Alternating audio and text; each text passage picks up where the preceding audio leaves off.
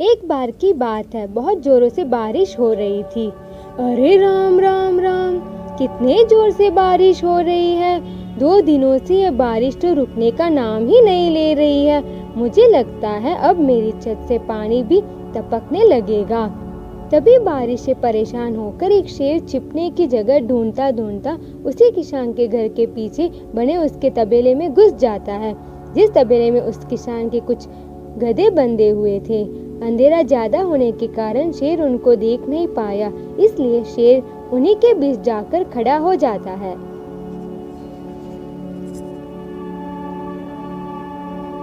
यहाँ पर तो किसी इंसान की आवाज आ रही है। ऐसा करता हूँ, चुपचाप बैठे रहता हूँ। जब यह इंसान मेरे करीब आएगा, मैं इसे खा जाऊंगा। हाय हाय हाय, बारिश कब रुके? ऊपर से टपका भी आ गया। अब मैं क्या करूं? इस टपके से कैसे बचूं? इतना तो डर मुझे शेर और बाघ से भी नहीं लगता है जितना डर इस टपके से लगता है। अरे ये टपका कौन है? मुझे लगता है ये टपका तो मुझसे भी ज्यादा खतरनाक है, तभी तो ये आदमी बाघ और शेर से ज्यादा टपके से डरता है। चलो मैं जल्दी से यहाँ से निकल लेता हूँ, नहीं तो अगर मुझे टपके ने देख लिया तो मेरी खैर नहीं। ओहो, अब इस टपके से तो मैं कैसे बचूं? चलो जल्दी से मैं अपनी मौसी के घर चला जाता हूँ। वह किसान तबेला खोलकर तबेले के अंदर चला जाता है और शेर का कान पकड़कर उसे कहता है, चल चल गधे की औलाद, यहाँ पर छिपा बैठा है, चल जल्दी। अरे बाप रे बाप, जिसका डर था वही हुआ। ये टपका तो मुझ पर हावी हो गया।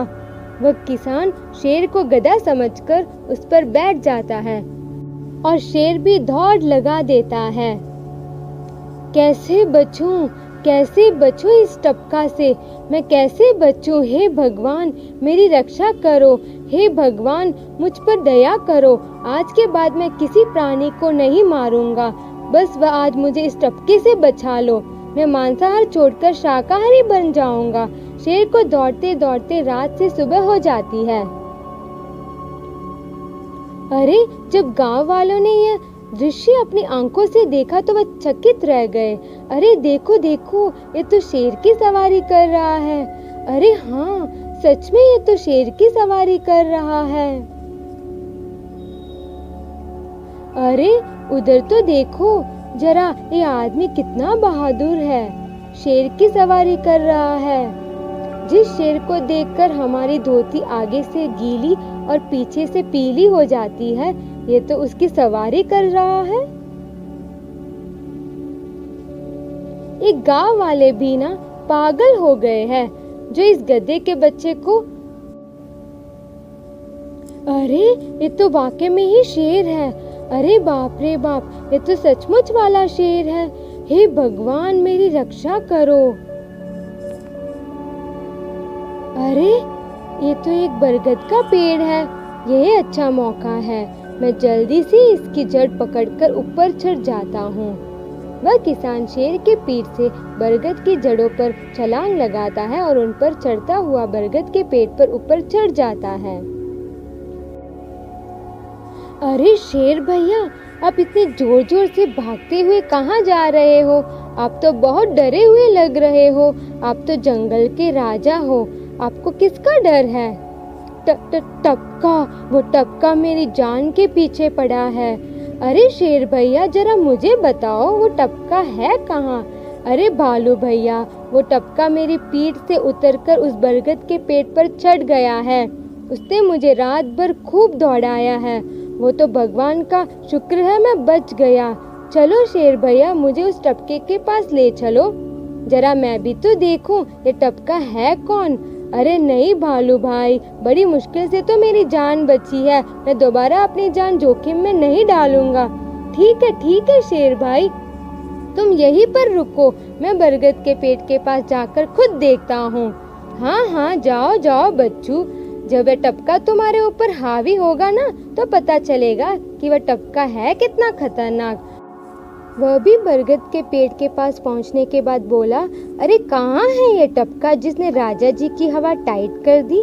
चलो इस पेड़ पर चढ़कर देखता हूँ। अरे बाप रे बाप, शेर क्या अकेला कम था जो ये भालू भी आ गया। मुझे लगता है कि आज मेरी मौत निश्चित है। भालू उल्टा होकर बरगद के पेड़ पर चढ़ने लगता है और किसान डर की वजह से बहुत तेजी से कांपने लगता है और कांपने की वजह से किसान के जो हाथ में छड़ी पकड़ रखी थी वह छूट जाती है और उल्टा चढ़ रहे भालू के पिछवाड़े पर जा लगती है और भालू धमार से जमीन पर गिर जाता है।